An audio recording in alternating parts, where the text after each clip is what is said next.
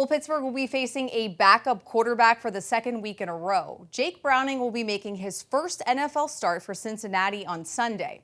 The Steelers have won 8 straight, including 4 under head coach Mike Tomlin, when facing a QB making his first career start. The last one they lost to, Brett Favre in 1992.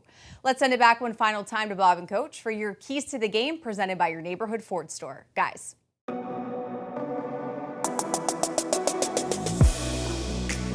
All right, Missy, thanks very much. Bengals and Steelers. It's always an attractive game, always one people like to look forward to. But I want to ask you about Trey Hendrickson. We talk a lot about, guys who can get to the quarterback. His name is not often brought up, but boy, the guy has been able to carve out a pretty good career. How key will it be to neutralize him? I don't know about his name not being brought up, man. We've said his name quite a bit this week. Those of us that are in this business and space, man, we realize the quality player that he is. We also realize how significant it is in the jungle, as they call it, in Cincinnati, the home venue, and what that does for an edge rusher like him. We better respect, particularly in the one-dimensional passing moments. He needs no endorsement from me, man. I think he's got 9.5. Equally as important as that, man, he hunts the football. The sack fumble component of his game is something that requires attention. And so he's a significant guy, has been a significant guy for them. And so we're readying ourselves, not only in terms of the matchup component of it, but the schematical component of the matchup as well. With a new play caller, with Mike Sullivan, what can we expect differently from your offense, if anything? Hopefully better results. That's why you make moves with results in mind.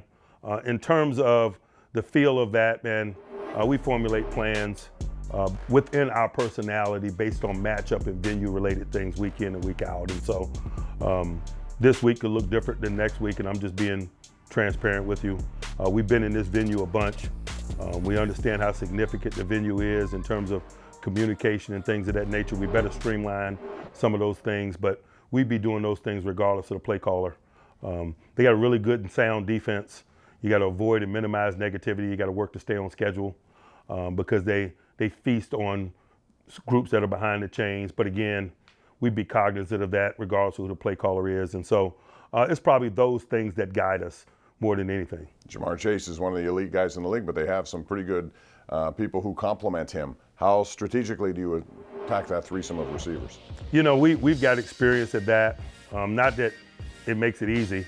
They got talented players. We respect them all. Chase, Tyler Boyd, T. Higgins. But there are different moments that you got to focus your energies on different guys and different defensive structures. And so we'll do like we always do, man. We'll cover that ground very thoughtfully. All right, Coach, all the best this week in Cincinnati. Thank you. Appreciate it. And that's going to do it for our show tonight. Thanks for joining us. Again, a reminder to you, we start tomorrow morning at 11:30 a.m. We have the game. Following the game, 2 hours of post-game on KDK+. That's going to do it for our program. For Missy Matthews and then Coach Mike Tomlin, I'm Bob Pompiani. Thanks for tuning in to the 84 Lumber Mike Tomlin Show.